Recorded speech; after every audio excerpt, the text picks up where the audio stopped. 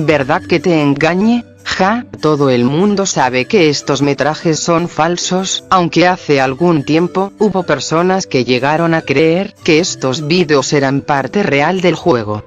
Y realmente no puedo culparlos. Super Mario 64 se lanzó hace 29 años, y las personas que lo disfrutaron en su momento, no recordarán con claridad la aventura que experimentaron en aquel entonces, y mucho menos recordarán los eventos que rodearon a dicho juego. Esto es completamente normal. La memoria del ser humano no es infalible, y contrario a lo que se pueda creer, nosotros no recordamos con exactitud los eventos de nuestra vida diaria. El cerebro humano solo recopila y guarda lo que considera útil para el futuro. Esto incluye relaciones de amistad, programas de televisión y por supuesto, los videojuegos.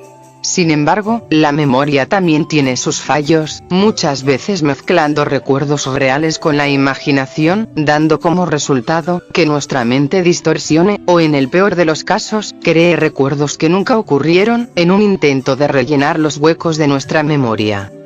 Desde su concepción, Super Mario 64 siempre estuvo rodeado de mitos, desde el modo multijugador que nunca se implementó, la beta del Space World del año 95, el cual mostraba una versión muy diferente del juego final, con texturas y sonidos que solo se vieron en dicho evento, hasta el famoso LA Real 2041, es más que seguro que algunos de ustedes se ha topado e incluso creído alguno de estos mitos, inclusive su remake en Nintendo DS, tiene sus propios mitos, desde un cuadro negro que solo es visible en la pantalla de selección de archivos, hasta la teoría de que Waluigi es un personaje jugable, debido a la existencia de una puerta blanca sin aparente uso en el juego.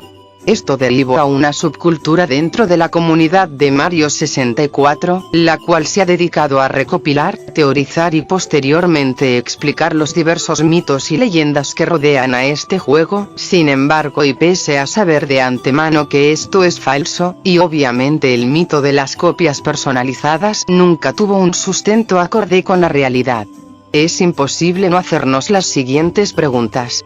¿Por qué recuerdas ciertos momentos y lugares que no existieron en este videojuego? ¿Por qué sientes esa extraña sensación de haber estado en un lugar que no existe? ¿Y por qué la gente creía que esto era real? Bueno, en ese caso acompáñame a averiguar el secreto de Mario 64 y sus copias personalizadas. Te ves muy bonita en ese disfraz, linda.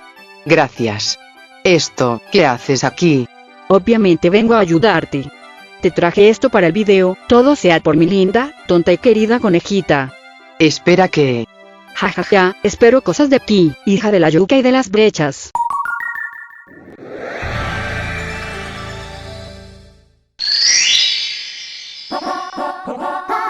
Para entender un poco el contexto sobre las copias personalizadas, tenemos que viajar en el tiempo, más concretamente entre los años 1995 y 1996, cuando el juego se encontraba en desarrollo y se había liberado al público una beta que mostraba el avance que se tenía hasta ese entonces. Vamos a remontarnos a la beta que se presentó en el Space World del año 1995. El desarrollo de Mario 64 es cuanto menos extraño, porque a diferencia de otros juegos donde se crea una idea general de la historia, el mundo donde tomara lugar la misma, los personajes, música y gráficos, el equipo a cargo optaría por tomar otra ruta, y dedicar la mayor parte del desarrollo en crear una jugabilidad que se adaptara de forma natural a las acciones del jugador, puesto que, a diferencia de otros juegos del fontanero, Mario 64 tendría la enorme responsabilidad de llevar a la saga que en ese entonces dominaba el plataformero 2D, a un entorno totalmente tridimensional. Esto se respalda en la entrevista del año 96, después del lanzamiento del juego, el cual afirma que la mitad del tiempo de desarrollo se invirtió en el sistema básico del juego, los niveles, enemigos y por consiguiente el resto del juego, fueron elementos que se diseñaron en las últimas fases del desarrollo. Por esta razón la beta del año 95 se ve tan diferente al juego final que tuvimos en el año 96. Es literalmente lo que tenían trabajado hasta ese momento, y la prioridad del equipo de desarrollo era que el control sobre Mario se sintiera lo más acorde posible a las acciones del jugador. Por esta razón muchos elementos se encuentran incompletos, o en su defecto, usan material de terceros. Como puede ser la voz de Mario, la cual proviene de B-Service Voice Spectral Volumen 1, en vez de la voz de Charles Martinet. Whoa!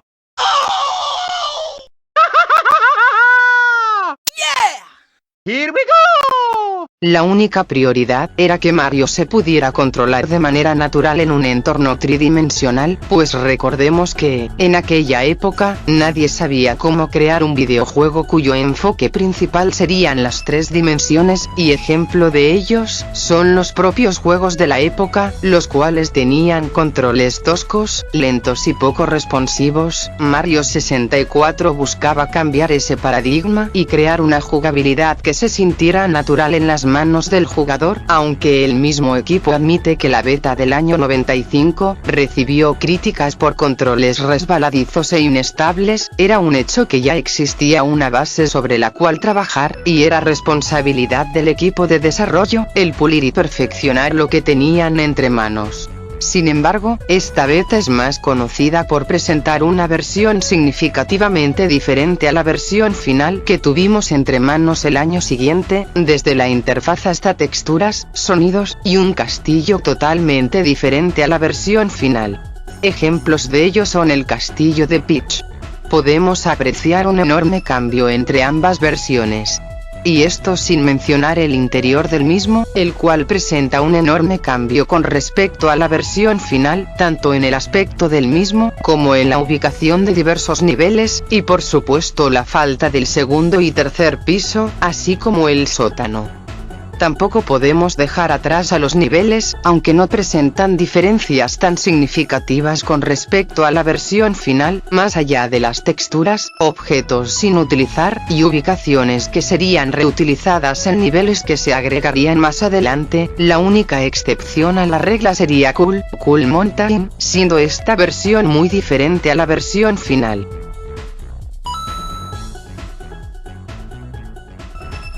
Es evidente que esta beta, al ser un trabajo en proceso que se iba a pulir y trabajar con el tiempo, contara con elementos que nunca llegarían a la versión final. Sin embargo, es interesante señalar que todo el mito de las copias personalizadas se toma de la mano con esta beta, pues muchos metrajes que documentan este mito muestran la interfaz e incluso sonidos que se usaba en esa fase del desarrollo. A esto le podemos sumar que muchos jugadores afirman cierta familiaridad con esta versión. Podríamos decir que incluso las personas que ven este video pueden sentir una clase de déjà vu al ver estas imágenes. También se tiene conocimiento de una versión mucho más antigua, aunque solo se limitan a imágenes que muestran una versión primitiva del castillo de Peach. Esto se incluyó en las patentes de la Ultra 64, nombre provisional de la Nintendo 64. No podría considerarla como parte del mito, pero es interesante ver la idea que los desarrolladores tenían sobre el castillo y cómo este tuvo un cambio tan significativo en la versión final. Nintendo es una compañía que siempre se ha caracterizado por crear una forma única de interactuar con los videojuegos, y el desarrollo de Mario 64 es un ejemplo claro de que como no solo buscaban crear un buen juego, sino que buscaban crear una experiencia única para cada jugador. Lo que nadie sabía es que la constante búsqueda de la innovación los llevaría a descubrir una tecnología que nunca debió de llegar a las manos de los videojugadores, pues lo que comenzó como un deseo por crear una experiencia única para cada persona, se convertiría en un infierno para quienes tuvieron la desgracia de caer en las garras de esta entidad que se supone debía de guiar y proteger al jugador.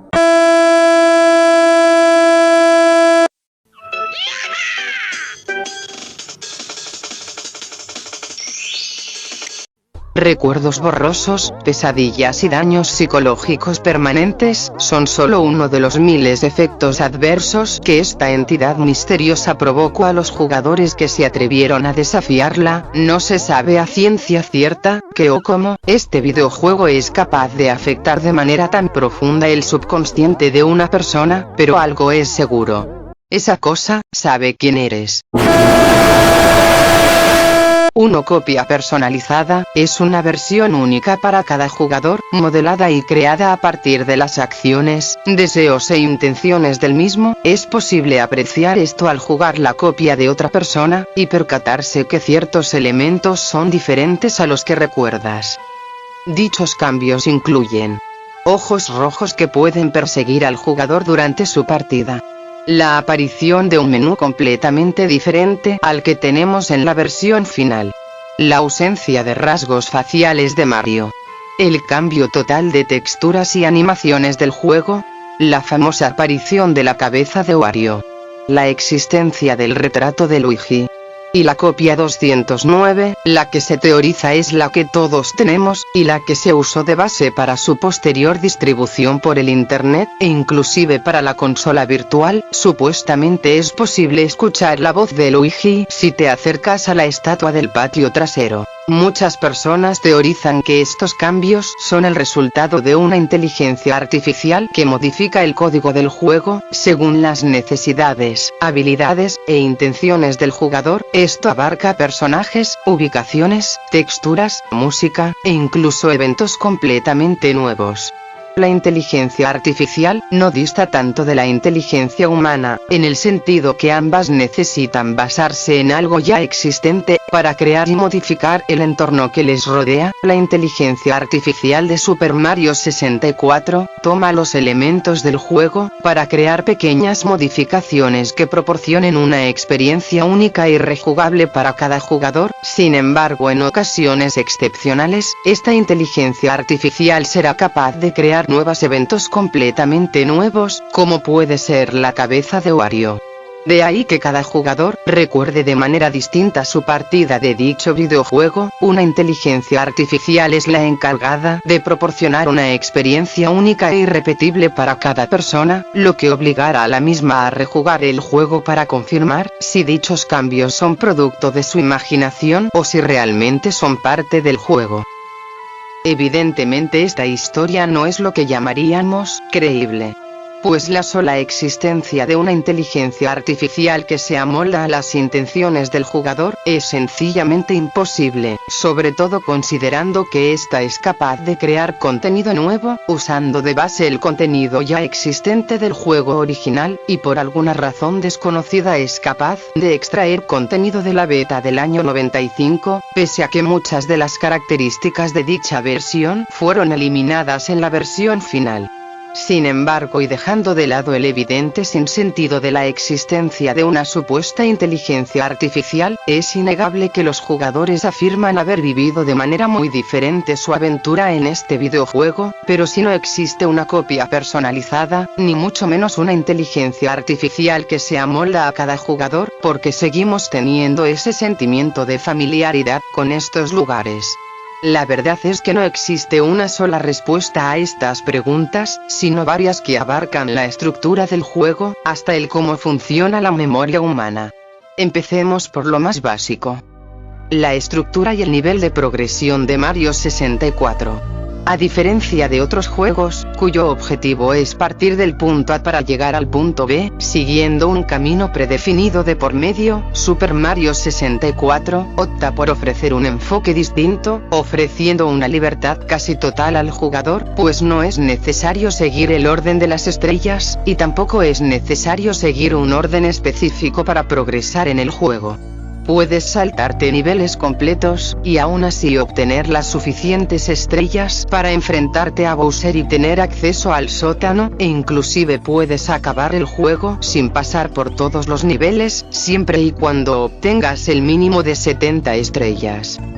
Esta progresión es lo que permite que los jugadores sientan cada partida única, pues al ser ellos quienes deciden la progresión, hasta cierto punto provocan que cada partida sea personalizada. Un jugador puede tener todas las estrellas de un mundo, mientras que otra persona optará por recoger las estrellas que le parezcan más interesantes, y pasar al siguiente mundo. Inclusive en las propias entrevistas a los desarrolladores, se afirma que la visión que tienen a la hora de diseñar un videojuego, es que los jugadores creen su propia visión, no buscan ofrecer una experiencia predefinida, en donde el juego obliga al jugador a resolver un rompecabezas para progresar, sino que buscan que los jugadores creen sus propias soluciones. Un ejemplo de ello sería la subida en la montaña del primer nivel. Un jugador promedio simplemente escalaría la montaña de manera normal, pero un jugador habilidoso usaría estas paredes como un atajo para ahorrar tiempo. Otros jugadores usarían el caparazón de un Koopa para subir por esta pendiente, los más arriesgados usarían el cañón, y la gente con mucho tiempo libre haría estas cosas. Esta variedad de opciones hace que cada experiencia sea única, lo que se traduce en que cada copia de Mario 64 sea personalizada hasta cierto punto, no por el hecho de que exista una inteligencia artificial que modifique el juego en base a las decisiones del jugador, sino al darle libertad e incentivar a usar la creatividad del jugador para resolver los desafíos que el juego impone. Super Mario 64 prioriza la autonomía del jugador, no lo toma de la mano y mucho menos se detiene a explicar los controles del mismo, sino que busca que desde el momento que tomes el mando, experimentes por ti mismo los controles de Mario, aprendas sobre la marcha, aprendas los movimientos avanzados, y los uses según la situación lo amerite. No busca que tú consigas un objetivo, busca que tú seas parte del juego. Por esta razón, cada jugador tiene recuerdos tan distintos sobre este juego, no usamos las mismas opciones y evidentemente no usamos las mismas soluciones, no existe una inteligencia artificial que modifique el juego según tus habilidades, simplemente, fuiste tú todo este tiempo, usando tu creatividad para resolver un problema. Sin embargo, las preguntas siguen en el aire. Es evidente que el diseño de Mario 64 incentiva que el jugador explore y cree sus propias soluciones, pero si esto fuera así, entonces los jugadores recordarían los elementos propios del juego, es decir que recordarían a la perfección los niveles, las mecánicas e incluso las misiones para obtener las estrellas. Aún así, los jugadores afirman que estas imágenes son reales, afirman haber vivido estos eventos, e incluso aluden a la existencia de niveles y cuadros secretos que sencillamente no existen en el juego. ¿Por qué? La razón por la cual los jugadores recuerdan niveles, misiones y hasta elementos inexistentes en Super Mario 64, se puede explicar mediante la psicología, más concretamente el cómo el ser humano almacena y reconstruye la información que recibe a lo largo de su vida. La memoria se divide en varias partes, que se encargan de codificar, almacenar, fragmentar y posteriormente reconstruir los recuerdos e información que memorizamos. Esta se divide en memoria sensorial, la cual se encarga de recoger información mediante los 5 sentidos. Memoria de trabajo, también conocida como memoria a corto plazo, esta se encarga de retener y manipular información de manera temporal. Normalmente dicha información se almacena durante unos segundos a un par de minutos, para luego ser olvidada o transferida a la memoria a largo plazo. Memoria a largo plazo, este tipo es especial porque se divide en dos. La memoria declarativa o explícita, la cual contiene la información que aprendemos a lo largo de nuestra vida, desde palabras, números, hasta conceptos complejos y experiencias vividas a lo largo de nuestra vida. La memoria implícita, la cual se encarga de aprender y almacenar las habilidades motoras del individuo, como puede ser montar una bicicleta, conducir un auto, o algo tan simple como cocinar. Como podemos observar, la memoria tiene una ruta que comprende desde la recepción de la información mediante nuestros sentidos, hasta la codificación, clasificación y posterior almacenamiento, según la importancia de la información que recibimos. También es importante recalcar que la información puede ser aprendida si repetimos una acción de manera constante. Por otro lado, es normal que la memoria olvide recuerdos aprendidos, aun cuando estos se almacenan en la memoria a largo plazo. Sin embargo, es posible mantener los recuerdos y conceptos ya aprendidos, si repites dicha información de manera periódica. Por otro lado, al momento de recuperar un recuerdo, rara será la ocasión que puedas recordarlo de manera exacta. La mente humana cambia de manera sutil los recuerdos y experiencias, ya sea exagerando algún evento, o añadiendo elementos que nunca estuvieron presentes en ese momento. La memoria intenta de manera activa rellenar esos huecos en nuestros recuerdos. Por esta razón es común que se mezclen recuerdos reales con interpretaciones o elementos de nuestra imaginación, dando como resultados recuerdos subjetivos que pueden parecer reales. Sin ir más lejos, en la psicología forense, se deja en claro que la memoria no es confiable, y al momento de narrar un testimonio, la persona solo narrará hechos que considere importante, y muy difícilmente recordará de manera exacta los eventos que ocurrieron, aun si esta presenció él mismo de primera mano.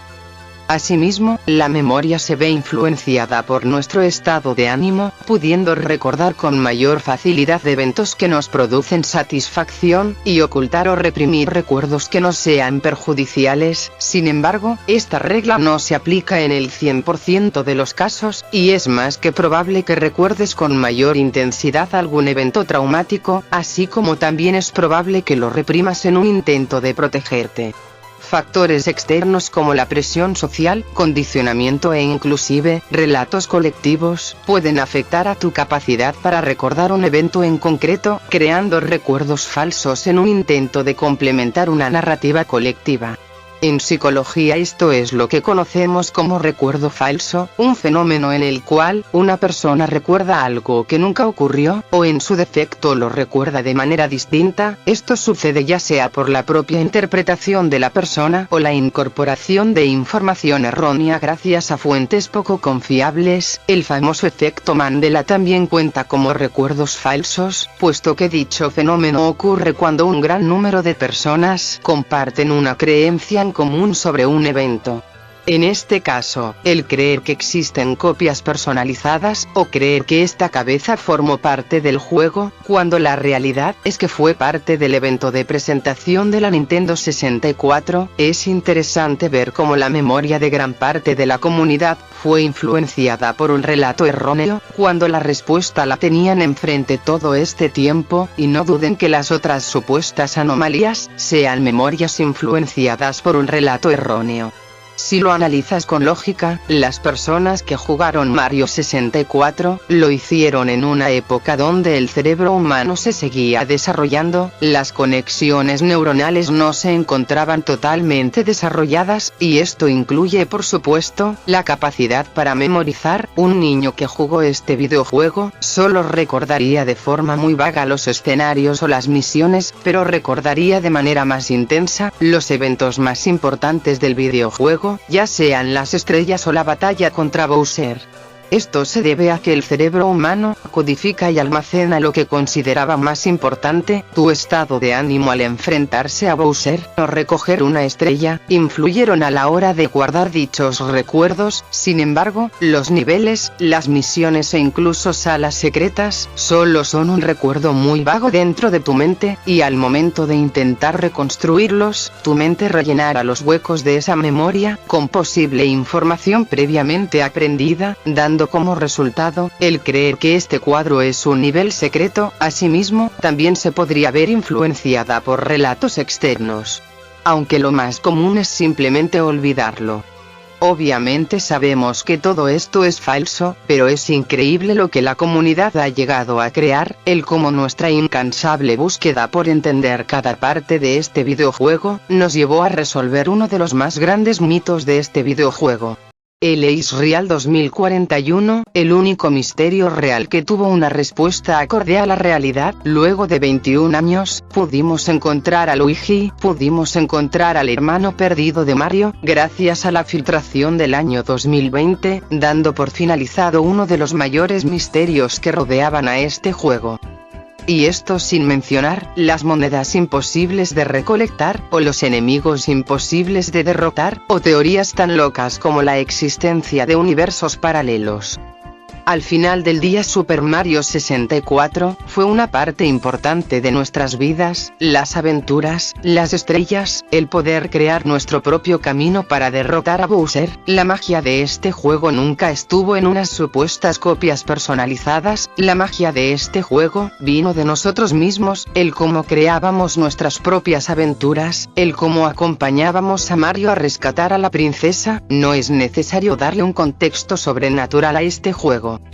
Si lo observas más allá, Mario 64 es así, un juego extraño, con una aventura y mundos aún más extraños, enemigos extraños, y básicamente un juego que se sale de lo convencional, una aventura simple, con un protagonista cuya profesión es ser un simple plomero, recorriendo mundos que comprenden desde un campo de batalla, hasta las profundidades del océano o barcos voladores gigantes. Si lo analizas con lógica, nada en este juego tiene sentido, y es lo que hace perfecto esta aventura. Soy de la idea que aventuras como estas son una parte importante de nuestras vidas. No es necesario crear una historia súper compleja, y tampoco es necesario tomar al jugador de la mano para que disfrute de tu juego. Al final del día, Super Mario 64 comprendió de manera perfecta que lo único que necesitas para que las personas disfruten tu juego es dejarlos experimentar por ellos mismos, que creen su propia aventura y usen su propia creatividad para resolver los desafíos que se interponen entre ellos y su meta.